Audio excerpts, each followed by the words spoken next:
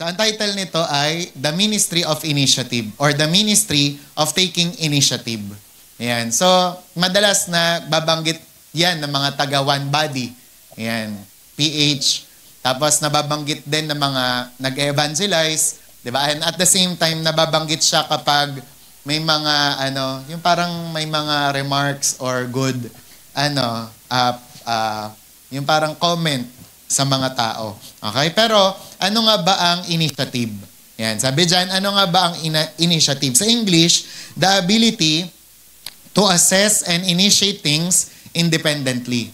Okay? Tapos another, the power or opportunity to act or take charge before others do. Yung tipong hindi pa nagagawa ng lahat, pero ginawa mo na. Okay? Kaya sa Tagalog, ang ibig sabihin pala ng initiative ay kusa, pagkukusa, pangunguna, manguna, or sikap. And yan ang talagang katawagan sa ating mga Christian, ang initiative, di ba? And then, ko-connect naman ito sa mensahe ni Pastor Mer nung nakaraan, kasi kahit sa gospel, kinakailangan ng initiative. Kinakailangan ng pangunguna at pagkukusa. Bakit mahalaga ang initiative? Ayan. So, itatopic natin, bakit mahalaga ang pagkukusa, ang pagtitake ng action, di ba? At yun nga, yung pag-uumpisa. Kasi alam nyo, kapag sa science, meron tayong tinatawag, di ba, na action begets action. Sa ibang salita, may sinasabi sila na cause and effect. Na kapag merong ginawa ito, meron talagang epekto. Tapos meron din sa physics na tinatawag na Newton's third law of motion. Na ibig sabihin, for every action, there is an equal and opposite reaction. So kapag nagbato ka ng bola dyan, tatalbog yung bola. Di ba? Kasi yun nga, merong third law of motion. Meron din tinatawag na chain of reactions, na chain reactions. Halimbawa, makikita nyo naman yan sa domino, na kapag tinumban nyo lang yung isa, tuloy-tuloy na yon. Diba? So, ganun ang nangyayari when we take action and when we take initiative. Kapag nangunguna tayo, meron talagang mangyayari at mangyayari. Amen? Sabihin nyo nga, may mangyayari. Okay? Ngayon, bakit mahalaga ang initiative? Mahalaga ang initiative sa trabaho dahil napapabilib nito ang mga boss at mga supervisor. Lalong-lalo na kung ang job description mo nagtatype ka lang. Tapos nakita ng supervisor mong bigla kang nagwalis. 'Di ba? Good point 'yon. 'Di ba? Although wala siya sa job description mo, pero may pagkukusa kang walisin yung mga kalat doon sa iyong cubicle, abay good point 'yon. Next, bakit mahalaga ang initiative? Malaking puntos din ang initiative sa school dahil nakakatulong itong mapansin ng guro at nakakataas ng grades. 'Di ba? Yung kapag may initiative kang magtaas ng kamay, bida-bida ka, di ba? Talaga namang pag nagtatanong ang ma'am mo, 4 plus 4. 16 plus nga hindi times. Di ba? Kahit mali ka, matatandaan ka na sa susunod. Di ba? Ito yung nagkamali. Tatandaan ko to. Di ba? Ibig sabihin, mahalaga yan. Di ba? Minsan nga, meron akong kaklase nga na hindi naman siya ganun ka-smart or intelligent, pero dahil active siya, madalas siyang sumusunod sa utos ng teacher, mas mataas pa ang grade sa amin. Diba? Kasi ganon ang nagagawa ng nag-i-initiative, nagtatake ng initiative. Kailangan ang initiative din sa bahay nang sa gayon, ma-distribute ang mga workload ni nanay at tatay o miyembro ng pamilya.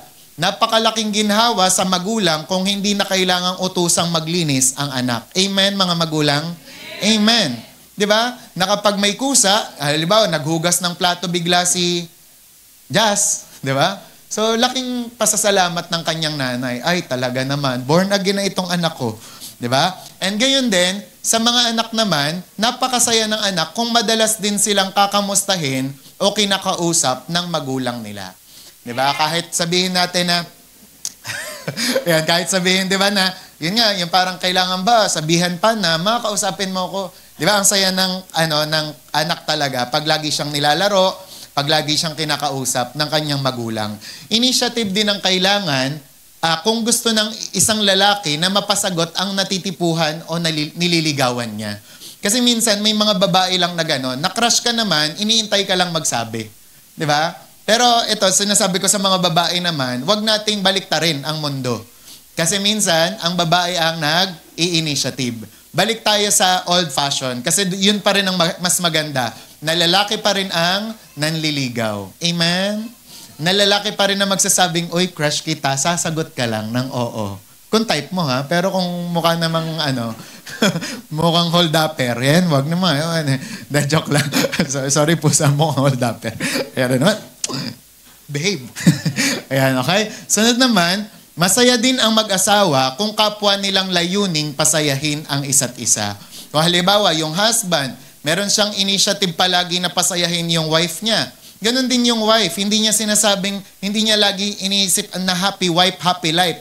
Kung siya ay may initiative din na pasayahin yung husband, parehas silang sasaya. Amen? Kasi 'di ba si Pastor Dan hindi naniniwala diyan sa happy wife, happy life. 'Di ba? Pero ako naman naniniwala ako dahil mahal ko naman ang asawa ko.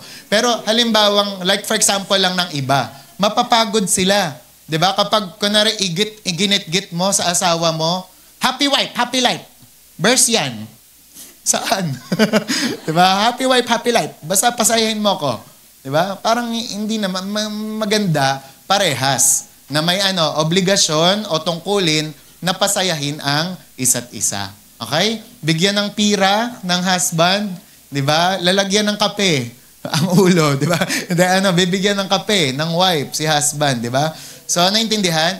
Next naman, sa church naman wala sigurong walang kaibigan kung lahat tayo ay nangungunang makipagkilala at makipagkamayan. Amen? Di ba kasi may mga ganun, wala naman nakikipagkamay sa akin dito. Pero ano yung kwento ni Ate Janet tsaka ni Sister Risa nung nakaraan? Di ba yung merong member, sinasabi niya, sana may mambati na sa akin. Di ba? Pero nung sumunod na siya na lang. Di ba? Yung nag-initiate na, ay sige na nga, ako na lang ang babati. 'Di ba? So sila pala parehas silang nagbatian, 'di ba? Na ganoon din sa CCF. 'Di ba? Kasi nga dahil marami na sa CCF, si Pastor Bong nung nakaraan, lagi ko siyang napapakinggan kasi sinasabi niya na halimbawa napatapat siya sa mga upuan na ang susuplado daw, siya na yung mag-make ng difference. Siya na yung mag-initiative. 'Di ba? Na kamayan, ngitian. Okay? Kaya dito, yan ang gawin na natin ngayon. Panghawakan na natin 'yan. Sunday after Sunday, tayo na yung unang, mambabati. Unang ngingiti. Unang kakamay. Hindi ka naman special. Diba? Special ka sa Diyos. Diba? Talaga namang anak tayo ng Diyos. Pero hindi ka naman laging kailangan pa-special. Diba? Na, ay, ito, abutin mo yung kamay ko. Diba? Ikaw mag-ano dyan. Diba? Yung parang hindi ka talaga gagalaw. Diba? Talagang yung makisalamuha tayo. Amen? Amen. Kaya tingnan mo yung katabi mo, mukha bang walang kaibigan yan? Ismailan mo. Okay? Sunod naman, kaya nga sabi, maraming mga tao, nakuha ko to kay John Maxwell, sabi, maraming mga tao daw, gustong baguhin ang mundo, pero ayaw baguhin ang sarili. Tama? Yung parang ay, kailangan ganito, kailangan ganyan. Pero ang pagbabago, mga kapatid, laging nagsisimula sa sarili. Diba? Kung meron kang nakikitang next problema, ikaw ang maunang magbigay solusyon. Diba? Kagaya, for example, akyat ka sa hagdan. Ang kalat naman dito, di na naman winalis ni Aaron. Diba? Ikaw ang nakakita, ikaw na ang pumulot. Amen? Grade 1 pa lang kami, Kupang Elementary School, tinuturuan na kami. Kapag may nakita kang ng candy, pulutin mo, lagay mo sa trash can. Nawa, tayo din, kahit mga millennials o Gen Z na kayo, marunong pa rin tayo. Amen? Yung parang hindi mo laging sisisihin, hindi marunong. Diba? Sabi, kung may nakikita kang problema, ikaw ang maunang magbigay ng solusyon. Next, kung merong kulang, ikaw ang maunang magpuno. Naintindihan? Ha? Naintindihan? Ano ba naman, yung light group natin, lagi na lang walang kutsara kada Sunday. Yan. Ikaw ang unang binigyan ng revelasyon. Ikaw ang bumili, di ba? Ng kutsara. Naintindihan? Ganyan tayo ngayon ha. Walang reklamo dyan. Walang baso dito. Bumili ka ng baso mo. O kaya magdala ka ng tumbler. Amen? Ano ba naman itong John Rex? Yung walis natin, tugtong mo lang yung patpat. Diba? So kapag may nakikitang ganon, ikaw ang unang, yan. Diba? Ano ba naman tong CR na to? Ang dilaw. Ano ba yan? Ang ginawa mo, dinagdagan mo lang yung kadilawan. Diba? Ibuhusan. Naintindihan? Amen? Amen. Diba? And next naman, kung nakikita mong tinatamad ang ilan, ikaw ang magsimulang magsipag. Diba? Kunwari, kahit nga sa bahay lang, diba? Parang pag kunwari, tinamaan ng katamaran ng bahay, talaga naman. Lahat makalat, di ba? Pag may mga ganito, tayo yung magsisimula na magsipag.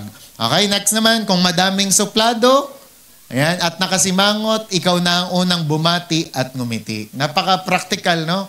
Pero may power yan. Di ba? Kada sisimulan, may kapangyarihan yan. Next naman, ganun din sa gospel. Hindi sila maliligtas kung hindi mo sila syasyaran ng salita ng Diyos. Di ba? Kaya minsan tayo, panay lang tayo problema. Di ba? Panay lang tayo reklamo. Ito sugarol talaga tong pinsan ko. Di ba? Paano hindi magiging sugarol? Hindi mo pala sinesyaran kasi ng gospel. Itong tito ko, laklak ng alak. Di ba? Kasi kailangan sabihin mo sa kanya yung gospel. Nang sa gayon ay mabago siya. Naintindihan? Ito, chismosa tong kaibigan ko, o kailangan sharean mo. Naintindihan? Kaya nga ang pag-share daw ng gospel, hindi yan, hinihingi sa'yo, Althea, sharean mo ko. Ano yung John 3:16? Hindi, wala kang makikitang ganun. Diba? Kasi kailangan, ikaw yung magpasimula. Diba? Dahil kung lahat ng tao, may iintayin pa, hindi na magaganap ang bagay na inaasahan nila.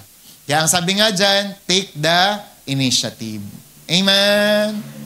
Amen. O ano yung mga sample na mga, yung kumbaga makikita natin na dapat simulan kasi. For example nga daw sa larong chess, di ba? Yung chess ba uusad hanggat walang magmumove na isa? Wala, di ba? Di ba? Wala. Kung tititigan nyo yan, hindi yan matatapos. Walang matatalo, walang mananalo. Kailangan may magsimula. O ganun din sa volleyball. Paano magsimula ang volleyball? Kailangan may mag-serve. Di ba? Di ba? Kailangan may magpasimula. O ganun din sa suntukan. Di ba? Ito naman, negative to. Ayan, sa suntukan, paano lumiyab yan? Kailangan may hahawak muna nung tenga nung isa. Di ba? O hawakan mo nga tenga, hawakan mo nga tenga. Di ba? O ilong naman, ilong. Di ba? So pag may humawak dyan, may kumante, yan, simula na ng away yan. Ganon din sa gera noon. Next natin, ang gera noon, pag nagpaputok sila, lagot sila sa akin, next. Ayan. Pag yung sa gera naman, di ba? Yung parang may isa lang na umabante dyan, aabante talaga yan. Yan ang power, di ba, ng pangunguna. Next naman, yung sa mga, yung lumalaban sa kanilang mga karapatan, di ba? Yung wilga kami, wilga, ibaba, di ba? Yung mga ibaba, ibaba ang kilay. Di ba? Yung parang, sila yung nagtatake initiative para, yung parang manguna na, kailangan may pagbabago. Ganyan. Kaya nga natutuwa ko dun sa testimony ni Berna.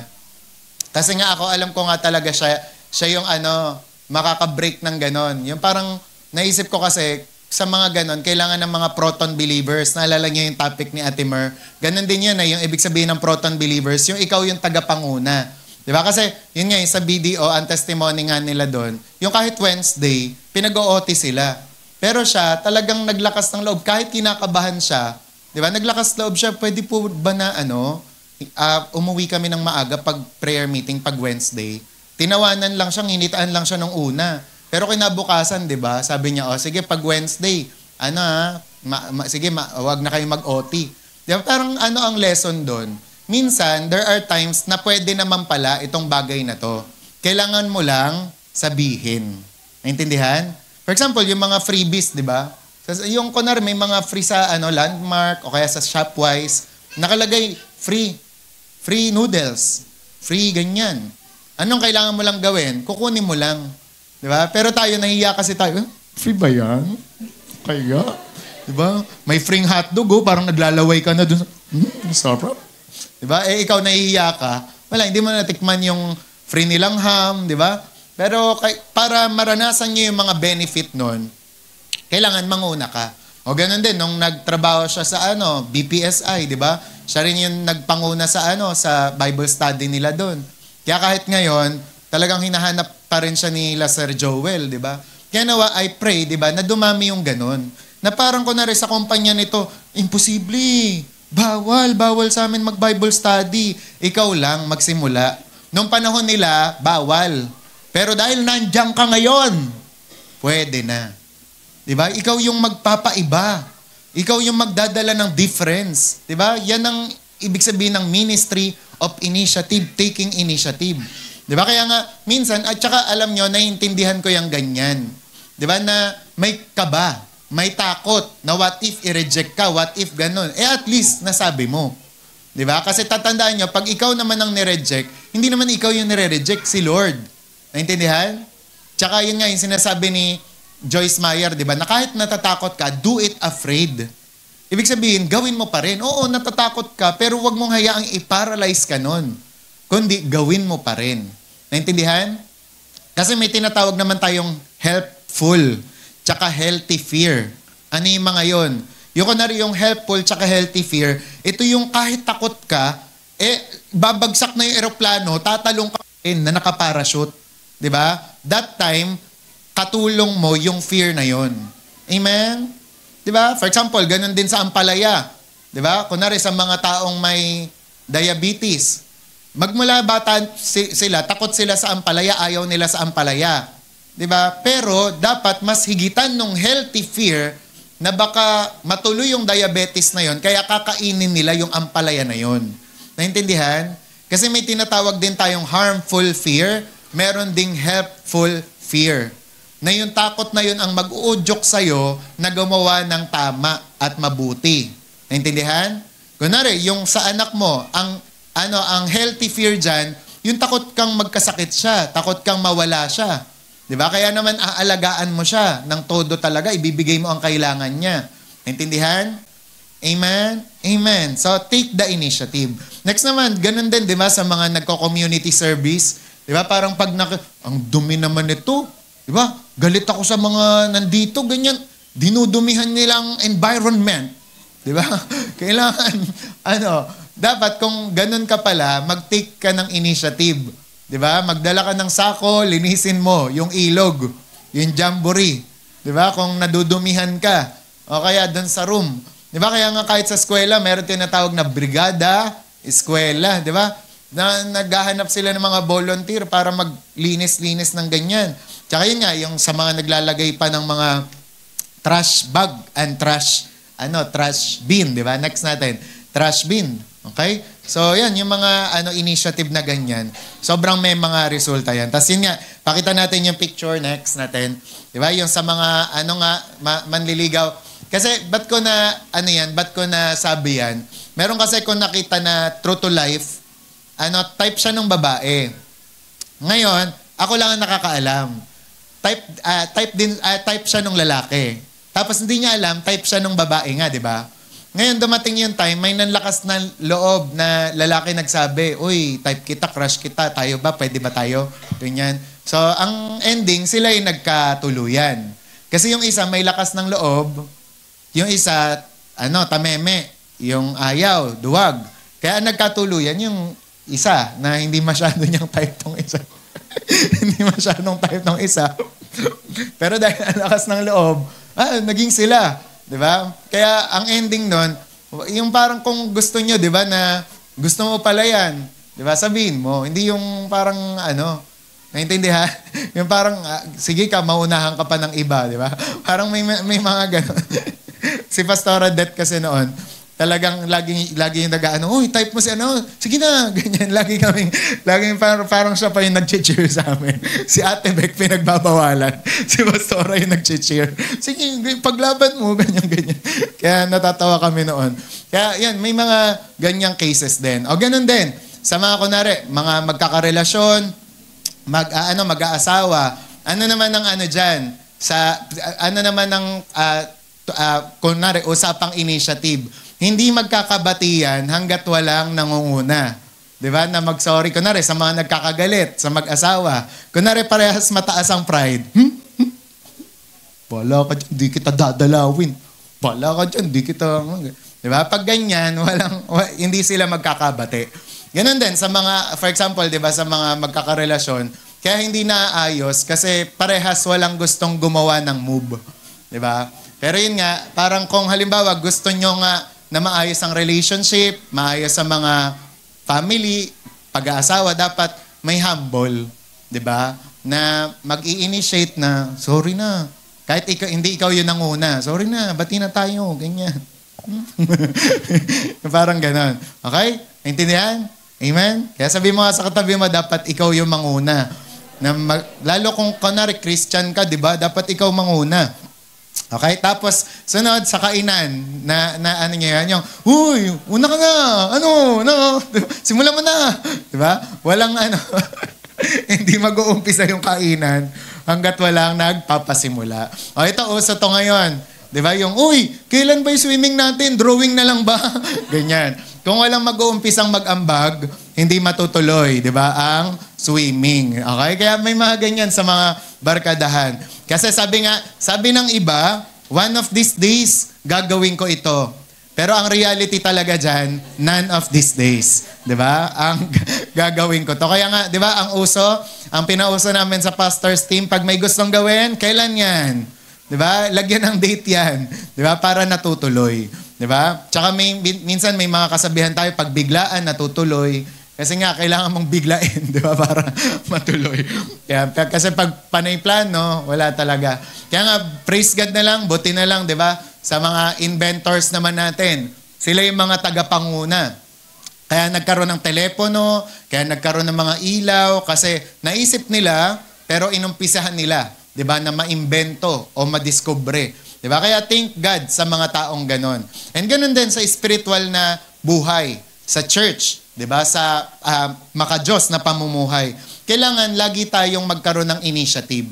For example, napapansin mo, ang LG namin parang kumukonti. Ang LG namin parang nananamlay. Kailangan may magpaumpisa diyan. Na magpe-prayer marathon ka, ipagpe-pray mo yung LG mo. 'Di ba? O may manguna diyan, mag-OPM ka, ipagpe-pray mo yung LG mo. Naintindihan? 'Di ba? Kasi kami nga rin noon, parang si Ate Ruth nilalagnat. Si Ate Vic nilalagnat. Diba? O ngayon, paano kami? Paano yung church? Kami na. Yan, kami nila Pastor Dan, yung mga nagtitake ng initiative, ay magpe-pray kami. Pagpe-pray namin yung pastor namin. Diba? So kasi sa churches, maraming kailangan ganun. Okay? Na ikaw yung magpaumpisa. Diba? Sa mga Bible study din. Diba? Kaya kailangan na mga proton believers talaga. Yung parang kailangan, merong mga nagpapasimula ng mga gawain na yan. And in my case naman, sa testimony ko, di ba?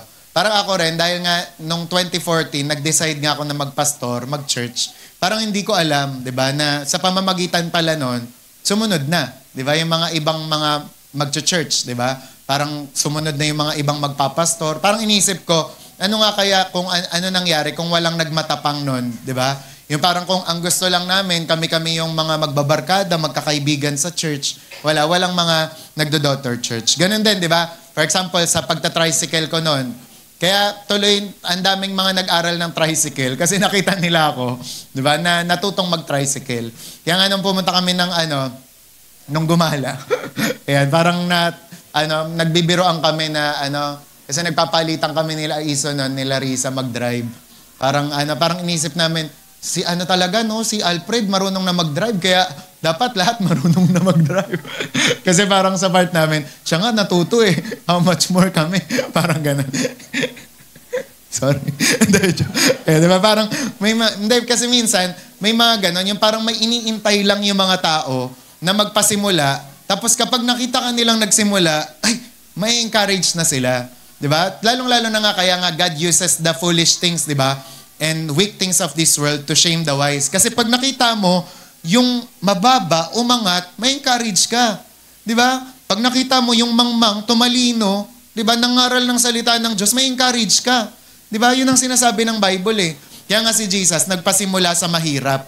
Nagsimula sa fisherman, 'di ba? Nagsimula sa mga mangmang, 'di ba? Para nang sa gayon, yung mga nasa mundo ay maniwala na tama, na totoo ang biyaya ng Diyos. Kung nagsimula si Lord, 'di ba, sa mga mayayaman agad, sa mga matatalino, yung mga mahihirap, hindi na nila kayang maabot 'yun. Paano pa kami?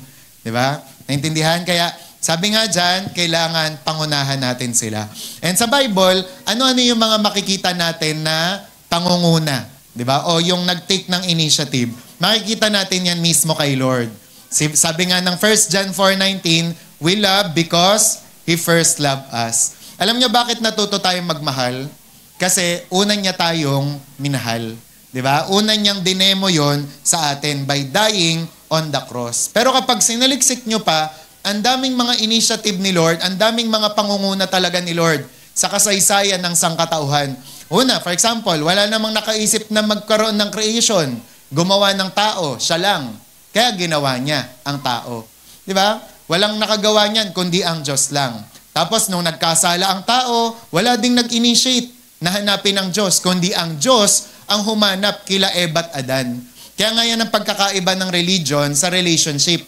Ang religion, man is seeking God, samantalang ang relationship, God is seeking man through Jesus Christ. Ganun din, di ba? Hindi, nung nalaman ng Diyos na nagkasala pala sila Eva at Adan, ganun din, siya rin ang nag-initiative. Di ba? Anong sinabi ng Bible? Na pumatay ang Diyos, di ba? Ng tupa at inialay yon, di ba? Tapos yung damit, yung balat, ginawang damit ni Eva at Adan. Kasi ang una na ginawa nilang damit, halaman. Yung halaman, nabubulok yun. Di ba? Pero yun nga, yung damit ng tupa, hindi. Di ba? Parang ibig sabihin kasi nun, yung sacrifice ni Jesus versus sa mga good works natin, di ba? Na temporary lang ang impact, di ba? Pero yung sacrifice ni Lord, yan ang merong lasting tsaka eternal impact talaga. Okay? Tapos ganun din, sa kasaysayan din sa mga story ni Abraham, ni Noah pala. Hindi ang nakaisip ng arko ay si Noah. Di ba? Si Lord ang nakaisip nun. Siya ang nag-initiate. Si Abraham din, nung gusto ng Panginoon na mag-separate ng kanyang nation, si Lord ang tumawag kay Abraham. Ganon din si Moses. Sa part naman ni Moses, di ba? Ang unang nakaisip na ilabas ang mga Israelitas mula sa Egypt ay ang Diyos din. Di ba? Kaya nga tinawag niya si Moses that time. And nung time na na-exile ang mga Hudyo sa Babylon, Diyos din ang nakaisip na tanggalin sila doon.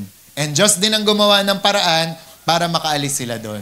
And remember, si Jesus, nung bubuo siya ng church, bubuo siya ng mga disipulo, ang unang nagtawag sa mga disipulo ay walang iba kundi si Jesus. 'Di ba? Na sabi niya nga, 'di ba, ngayon, kayo, mangingisda kayo, pero gagawin ko kayong fishers of men. Magmula ngayon, hindi na isda ang huhulihin nyo, kundi mga tao na.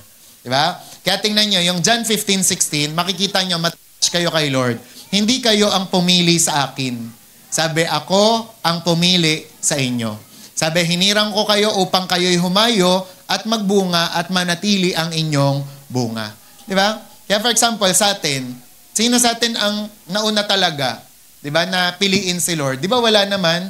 Merong someone na ginamit si Lord para i-reach ka, para sharean ka. Di ba? In case, sa case ni Christine Agapito, di ba, ginamit ni Lord yung pagka-campus doon. Di ba? Sa kanilang school, that time. Tapos ginamit din yung, we scare because we care. Di ba? Para magtino siya, di ba? Sa Panginoon. Kasi dati, umattend naman siya pero hindi siya consistent. Di ba? Pa-absent siya. Nung nakita niya na panood niya yung impyerno, ay, pwede palang mapunta sa impyerno yung ganun. Doon siya nagsimulang magseryoso kay Lord. And ni isa sa atin, walang maipagyayabang na ako ang pumili sa Diyos. Naging relihiyoso agad ako. Walang ganon. Kasi merong someone na sa atin, humanap, di ba? At iligtas tayo, sharean tayo. Okay? At walang iba yon kundi ang Panginoon. And then sabi nga ng Luke 19 verse 10, sabi, for the Son of Man came to seek and to save the lost. Naparito siya para hanapin yaong mga nawawala at hindi pa naliligaw. I mean, naliligaw, di ba?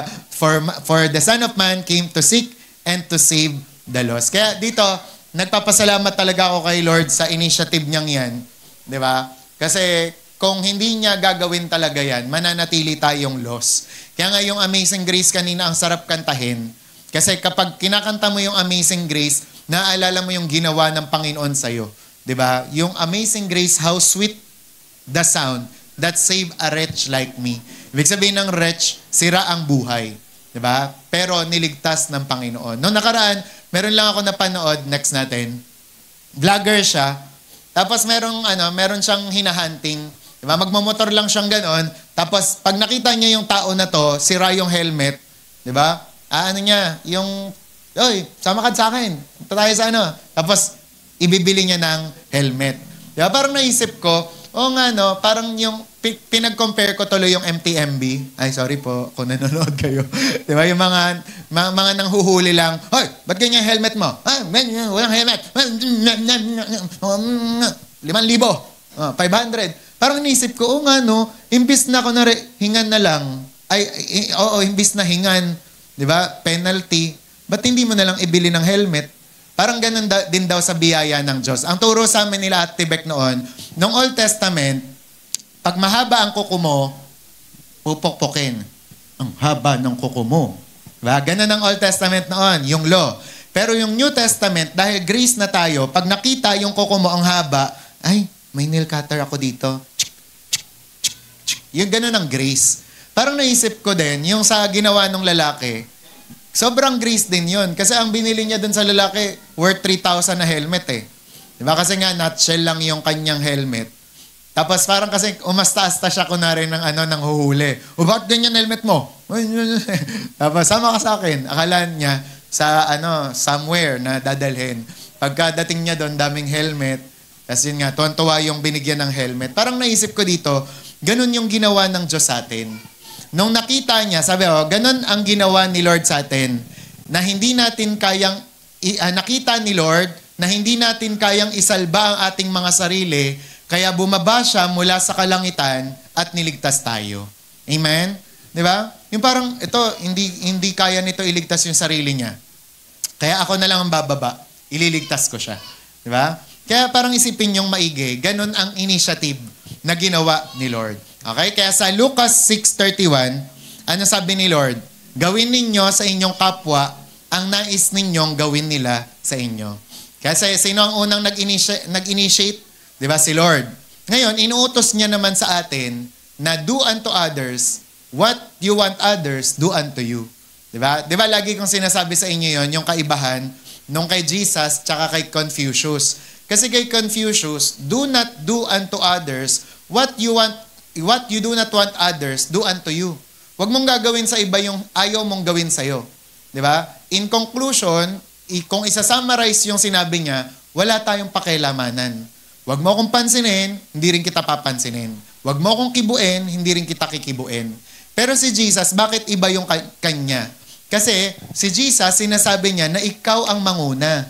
Do unto others what you want others do unto you. Gusto mong i-encourage ka? Mag-encourage ka rin ng iba. Gusto mong ngitian ka? Ikaw yung unang ngumiti. Di ba? Gusto mong palakasin ka? Ikaw yung unang magpalakas. Ako nga, di ba, sabi ko nga sa inyo, ilang beses ko nang nagiging patotoo yan. Yung parang dumating yung time, ang lungkot-lungkot ko. Pero sinabi ni Lord sa akin, alam mo ba't ang lungkot mo? Dapat magpasaya ka kasi ng tao. Di ba? Tapos nung ginawa ko yun, mayroon akong ginawa, mayroon akong binigay, sumaya siya. Kaya ang return, masaya din ako pag uwi ko.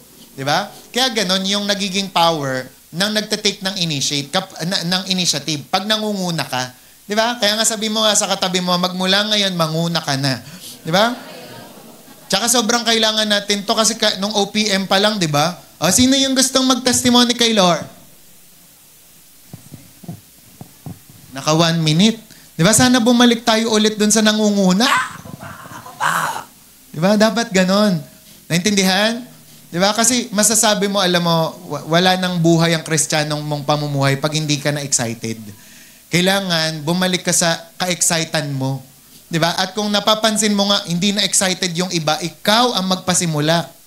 durugin mo yung kawalan ng ka-excitedan. Kailangan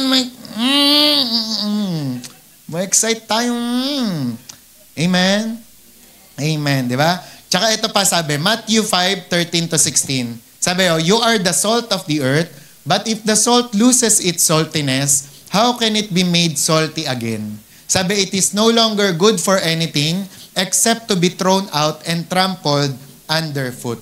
Tapos ito pa, you are the light of the world, a town built on a hill cannot be hidden. Ito, mapapansin nyo dyan, neither do people light a lamp and put it under a bowl. Instead, they put it on its stand and it gives light to everyone in the house. Ang pinaka sinasabi dyan, yung hinahayaan niya daw. Di ba? Na mag-shine yung kanyang light. Di ba? This little light of mine, I'm gonna let it shine. Di ba? Yung hahayaan mong makita ng mga tao, yung mabuti mong gawa. Sabi, in the same way, let your light shine before others, that they may see your good deeds and glorify your Father in heaven. Di ba? Yung para sabi nila, ay, may mga mababait pa rin pala. Kahit ngayon. Nakita nyo sa video yung balita, na magpipinsan ata sila, magkakapatid, ginaganon yung likod ng lola, Yung talagang pinagtitripan. Sabi sa mga comment, ano nang mga nangyayari sa mga kabataan ngayon? Grabe talaga. Lola nila pero pinaglalaroan nila. Di ba? Kaya parang dito, gusto ko, pag pinagpe-pray ko, I pray, di ba, na bawat isa sa atin, maging light of this world. Na mapapasabi sila, ay, meron pa palang nagsusuli ng cellphone. Di ba? Yung mga, for example, may nakita ka, cellphone, di ba? Sinoli mo. Ano masasabi nila? Uy, mayroon pa palang ganyang mga tao. Diba? Nalaglag yung 1,000 mo, sinoli ni Tenten. Uy, may honest pa palang tao, hindi niya pinang Shopee. Diba? Yung parang kasi, kung iba yun, diba? Ipang Shopee na yun, ipapang, kakain na yun, diba? Pero kapag ganon, kapag nagiging iba ka, napapapuri ang tao sa Diyos. Diba? Napapaalalahanan sila na may Diyos pa pala. May kumikilos. Kasi hindi mo alam. You never know. Baka nag-pray yun. Di ba? Na Lord, sana mabalik yung cellphone ko. Sana mabalik yung ko, 1,000. Tapos kung ikaw yung naging answer, di ba? Masasabi niya, totoo si Lord. Di ba? Kaya sabi mo sa katabi mo, maging isa ka dun. Ayan. Ang bilis ng natin, ng message natin. Ayan. Pero, yun nga kasi ang message ngayon. Di ba? Hindi siya kailangang itago lang. Kailangan, gawin na siya. Kaya kanina, habang nagpe-pray tayo, parang masasabi ko talaga na hindi na ito yung panahon na impok ka lang ng impok ng iyong learnings. Maganda sa mga bago to. Pero tayong mga matatagal na, it's time for you to apply. Diba? There are times dito, masasabi ko talaga, may mga pinagpala ng Diyos dito. Diba? Kaya nga pag nagbe-birthday kayo, may mga time na sinasabi kayo, wala na akong mahihiling pa kasi nasa akin ang lahat. Kung gano'n na yung nangyayari sa'yo, bakit? Kasi it's time na to share your blessing na sa iba. Kung halimbawa natatamasa mo na tong bagay na to, nakakakain ka ng maayos, di ba? Sobra-sobra pa, it's time na i-share na yan sa iba. Hindi yan para impukin mo lang sa sarili mo, na magpayaman ka lang, ka lang ng kung ano-ano, di ba? Kaya kailangan na i-share na yan. Kaya ito po ang sinasabi. Meron akong nakita kung ano daw yung dapat nating gawin sa mundo na to. Yan, to take initiative. Number 1, in a full of darkness, be the light. Diba? Kung feeling mo, madilim na yung mundo, ikaw yung magpaliwanag. In a world full of evil, be the good. Maging mabuti ka. In a world full of hate, be the love. Okay? In a world full of noise, ang iingay-ingay, kahit sa social media, ang daming parinig, be the peace. In a world full of lies, ang daming kasinungalingan, mga sinungaling, ikaw naman yung maging truth, be the truth. In a world full of fear, di ba? Natatakot lahat, pero ikaw, be the courage. Next naman, in a world full of sadness, kung yung mga tao, nagsisilang lungkutan na, ikaw yung maging joy. Be the joy. In a world full of sorrow, be the hope. Diba? In a world full of doubt, panay lang, diba? Pagdududa, be the faith. Diba? In a world full of hate speech, panay diba? Yung parang bullying.